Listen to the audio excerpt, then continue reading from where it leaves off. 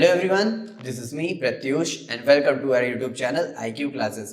तो हम लोग अब बात करेंगे केमिकल बॉन्डिंग के ऊपर। हम लोग ने already important topics for board 2023 with important question हम लोग ने ऑलरेडी सॉल्व कर दिया है प्रोडक्ट प्रॉपर्टीज चैप्टर का।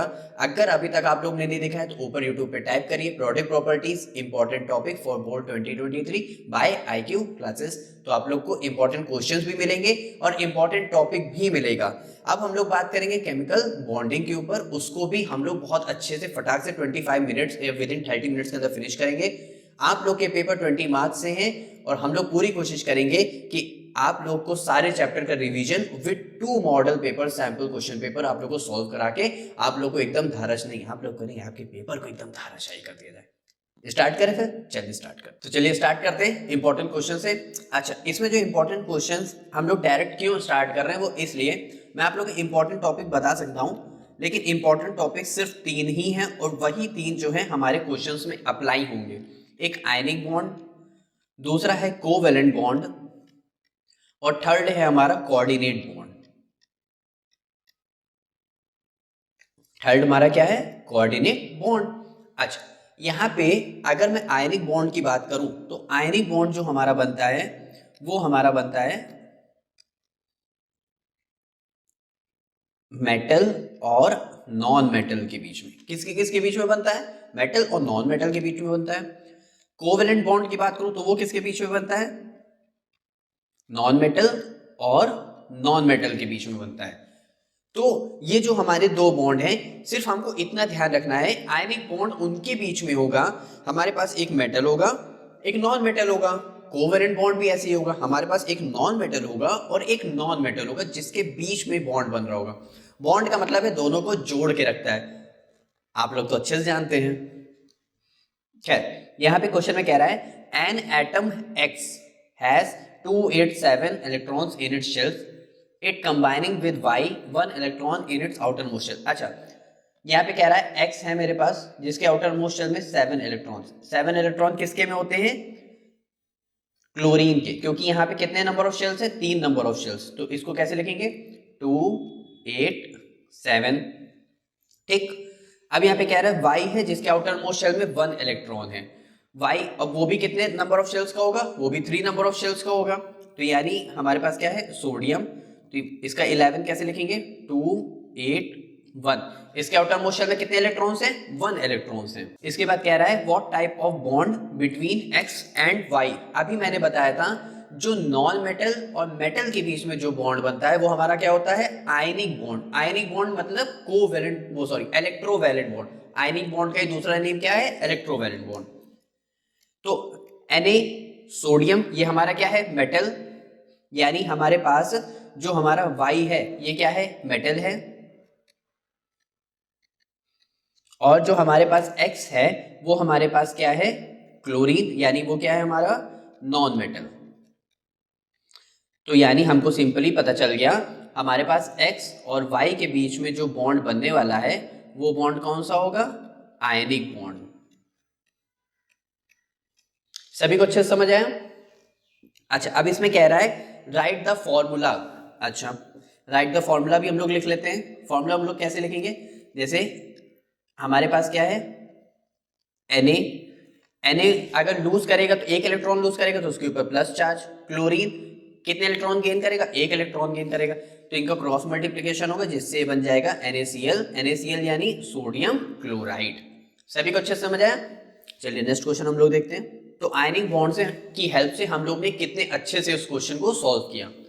अब कह रहा है हमें इलेक्ट्रॉन डॉट स्ट्रक्चरल डायग्राम बनाना है, किसकी मदद से? इलेक्ट्रोवैलेंट कंपाउंड की वजह से। ये रहा NaCl कैसे बनाएंगे? Na के आउटर मोस्ट शेल में कितने इलेक्ट्रॉन्स होते हैं? Na के आउटर मोस्ट शेल में कितने इलेक्ट्रॉन्स होते हैं? 1 इलेक्ट्रॉन होता है। अब अगर मैं बात करूं क्लोरीन के आउटर मोस्ट शेल में कितने इलेक्ट्रॉन्स होते हैं? क्लोरीन के आउटर मोस्ट शेल में 7 इलेक्ट्रॉन्स होते हैं। 1 2 3 4 5 6 7 1 2 3 4 5 6 7। तो इसके कितने आउटर मोस्ट शेल में कितने इलेक्ट्रॉन्स है? 7 इलेक्ट्रॉन्स है। अगर सोडियम अपना ये इलेक्ट्रॉन इसको शेयर कर देता है, क्या कर देता है?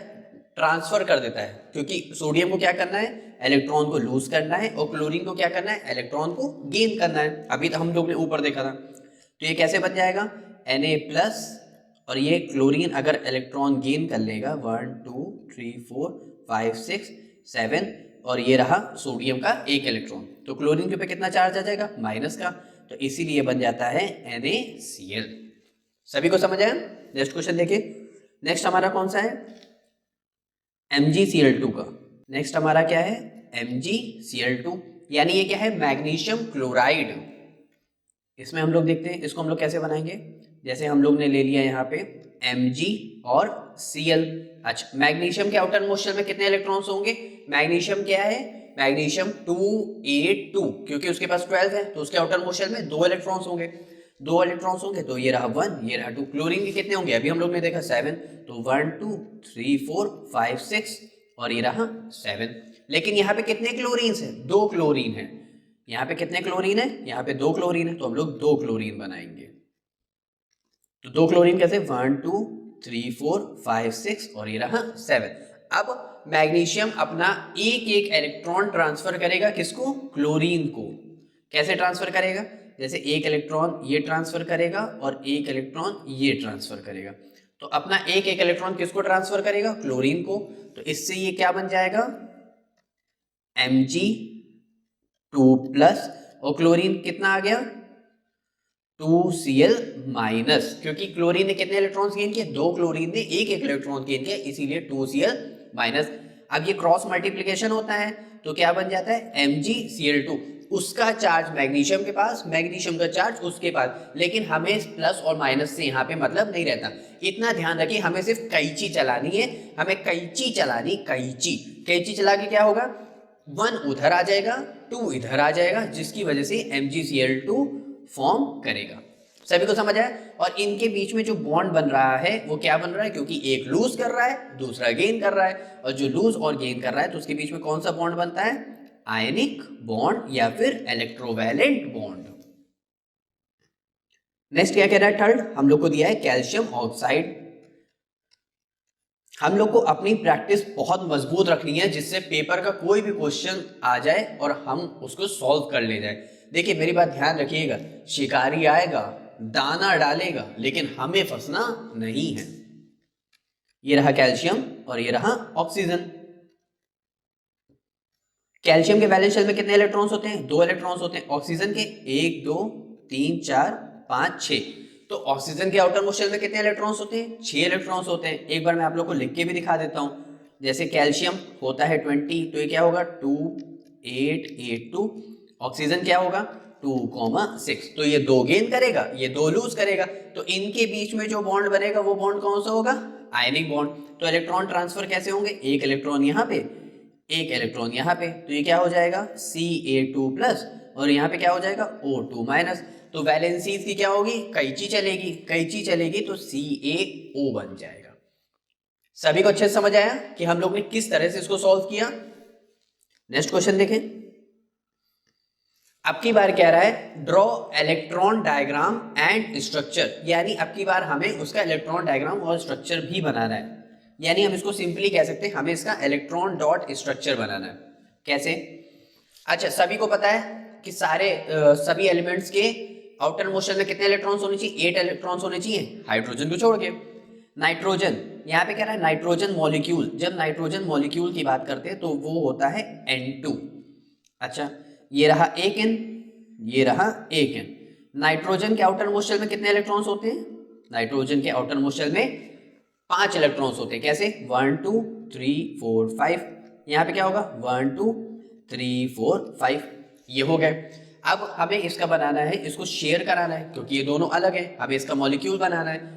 मॉलिक्यूल बनाने के लिए हम लोग क्या करते हैं कि इसको इसके साथ कंबाइन करवा देते हैं। जैसे इसके भी आउटर मोस्ट शेल में कितने इलेक्ट्रॉन्स होने चाहिए, 8 इलेक्ट्रॉन्स होने चाहिए ना, तो वो उस नाइट्रोजन के साथ कंबाइन कर लेता है, और इसके भी आउटर मोस्ट शेल में 8 इलेक्ट्रॉन्स होने चाहिए, तो ये भी इसके साथ कंबाइन कर लेता है। अब देखिए दोनों ने इलेक्ट्रॉन को क्या किया, शेयर किया।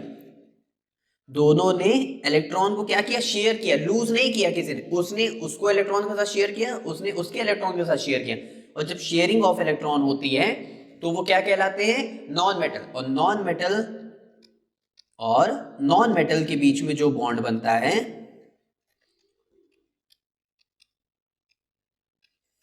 वो हमारा क्या होता है, कोवेलेंट बॉन्ड।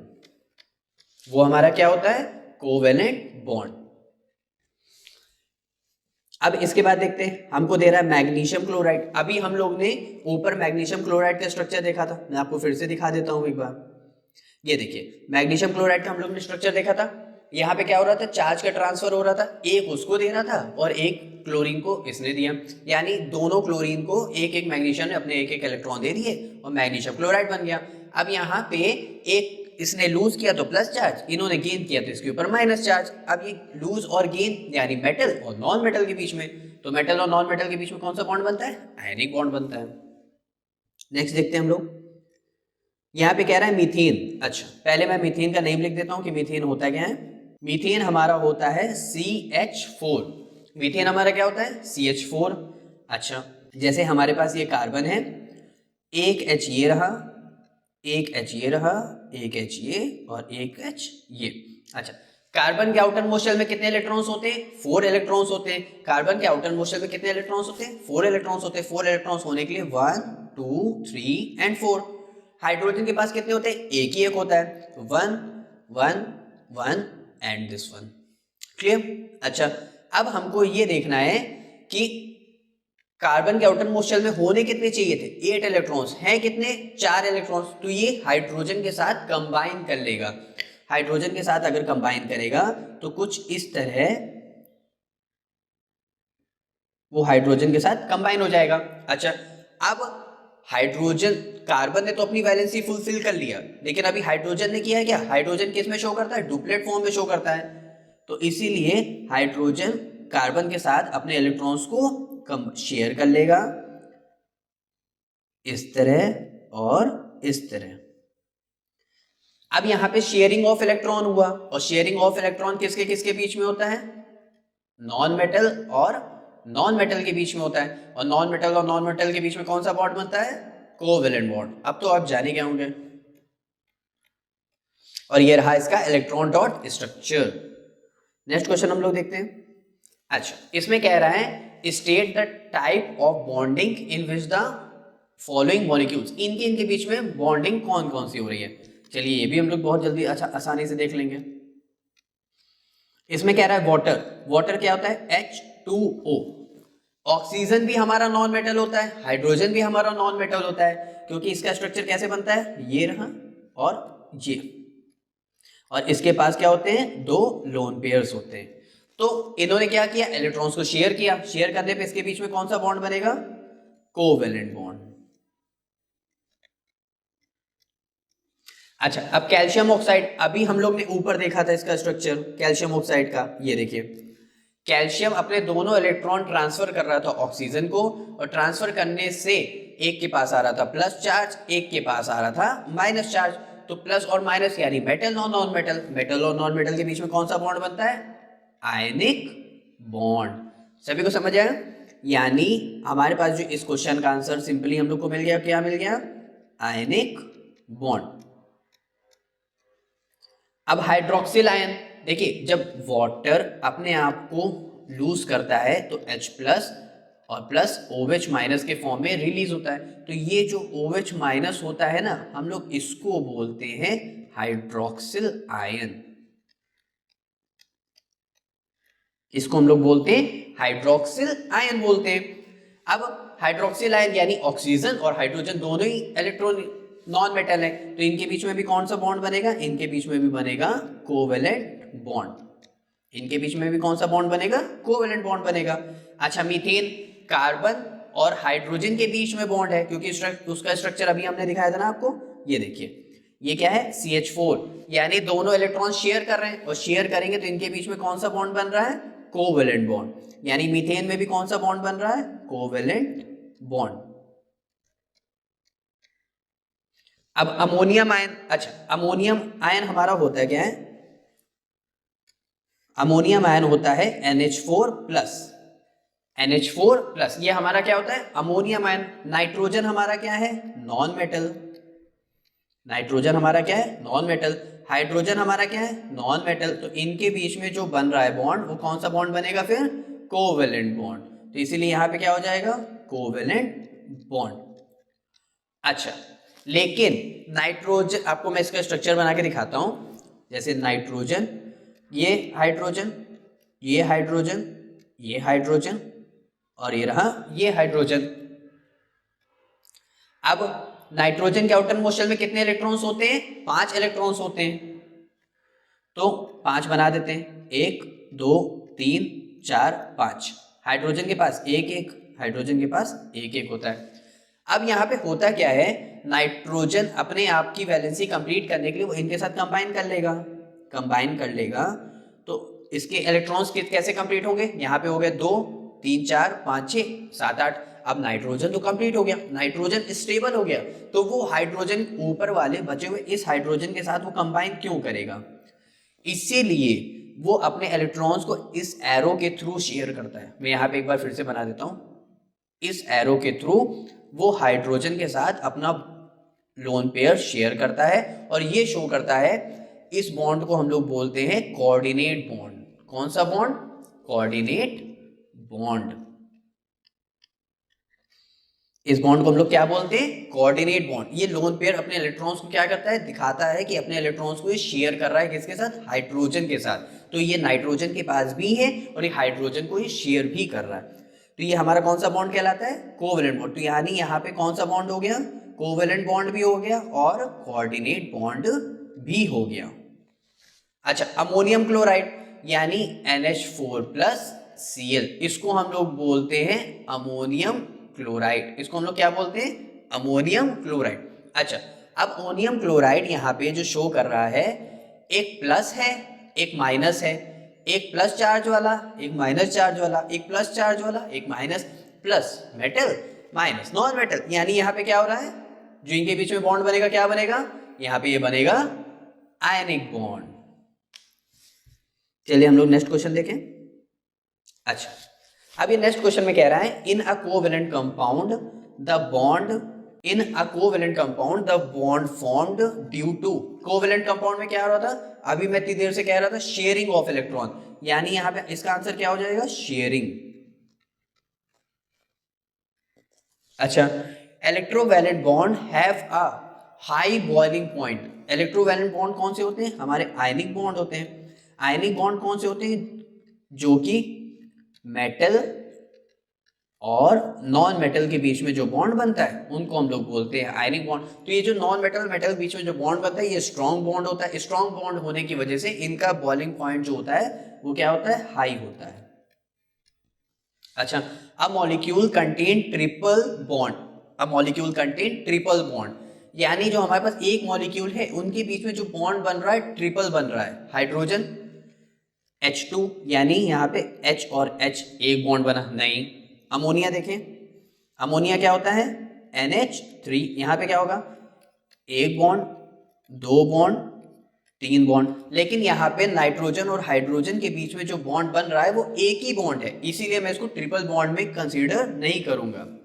नेक्स्ट हम लोग देखें, दूसरा हमारा क्या है, नाइट्रोजन। नाइट्रोजन कैसे होगा, N ट्रिपल बॉन्ड N, यानी ये मॉलिक्यूल ट्रिपल बॉन्ड बना रहा है, तो यानी यहाँ पे आंसर क्या हो जाएगा, N2 नाइट्रोजन।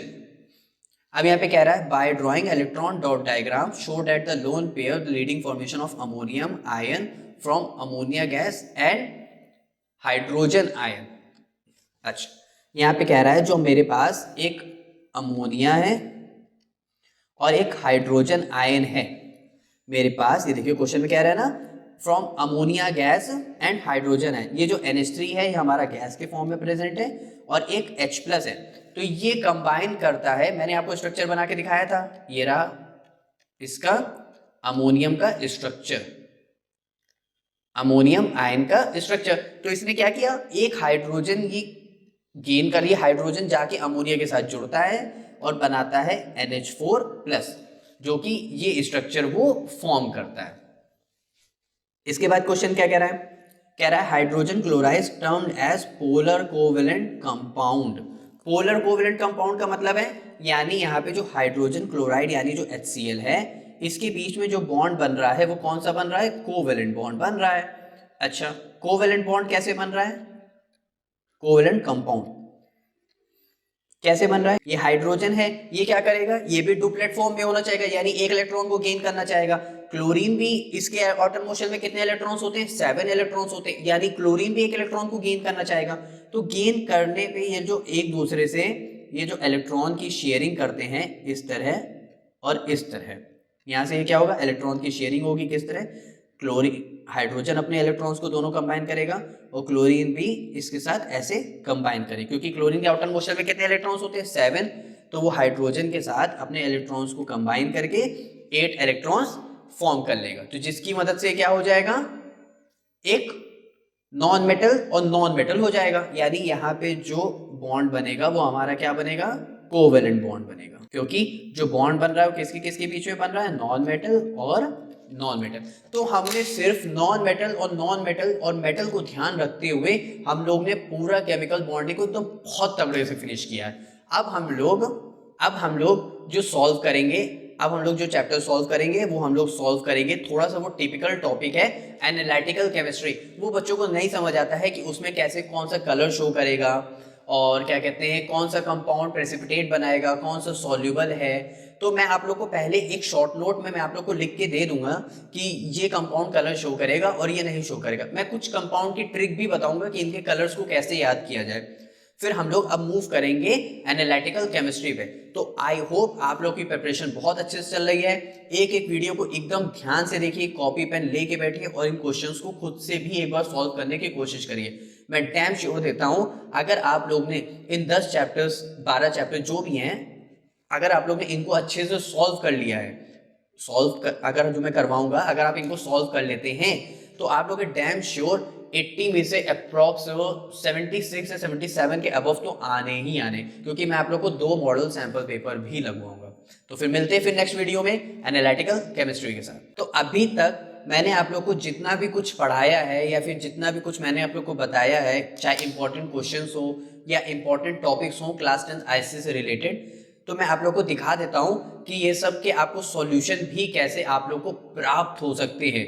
तो चलिए देखते हैं। आप लोग को सिर्फ यूट्यूब पे टाइप करना है IQ क्लासेस, एंटर पे क्लिक करेंगे, फिर यहाँ पे आप लोग IQ क्लासेस देख सकते हैं, इस पे क्लिक करेंगे। फिर यहाँ से क्लिक होने के बाद आप लोग नीचे आएंगे, आप लोग के 9, 10, 11, 12, तो आप लोग के जो भी भाई बहन जिस हिसाब से भी आप लोग के क्लास में आप लोग उनको भी शेयर कर सकते हैं। तो आप लोग अगर IC बोर्ड के तो IC, CBSE है तो CBSE पे IC पे क्लिक करेंगे। यहाँ पे आप click here to log in register भी कर सकते हैं, जिससे आप लोग को कोई भी आप लोग को प्रॉब्लम हो तो आप लोग ईमेल के द्वारा मैसेज या फिर कुछ बता भी सकते हैं। तो आप लोग यहाँ पे केमिस्ट्री के अगर सेक्शन पे जाएंगे, केमिस्ट्री सेक्शन में आप लोग को जाने के बाद ये देखिए आप लोग को सभी चैप्टर के नोट्स मिल जाएंगे। Periodic properties, chemical bonding, acid base salts, analytical वगैरह आपको सारे सभी चैप्टर के आप लोग को यहाँ पे नोट्स मिल जाएंगे। तो मैंने अभी तक आप लोग को जो भी प्रोडक्ट प्रॉपर्टीज, केमिकल बॉन्डिंग और एनालिटिकल केमिस्ट्री जो भी आप लोग को पढ़ाया है, तो उसमें आप लोग को इसके सभी नोट्स मिल जाएंगे। जैसे आप लोग इस पे क्लिक करेंगे, इंपॉर्टेंट क्वेश्चंस पे जाएंगे, तो इंपॉर्टेंट क्वेश्चंस में यहाँ पे आते ही तो ये देखिए बोल्ड क्वेश्चंस भी मिलेंगे, मेरे लिखे हुए नोट्स भी मिलेंगे और मोस्ट लाइकली क्वेश्चन बैंक्स, यानी जो सबसे ज्यादा उम्मीद है एग्जाम में 2023 आने के लिए, वो भी आपको मिलेगा। तो ये देखिए आपको यहाँ से आप लोग को सब कुछ प्राप्त हो जाएगा। तो फिर आप देरी बिल्कुल मत करिए, फटाक से चालू हो जाइए, बिल्कुल भी मेहनत में हम लोग को ढिलाई नहीं करनी है। हम लोग को अपने कंफर्ट जोन से बाहर निकल के अच्छे से पेपर को सॉल्व करना है।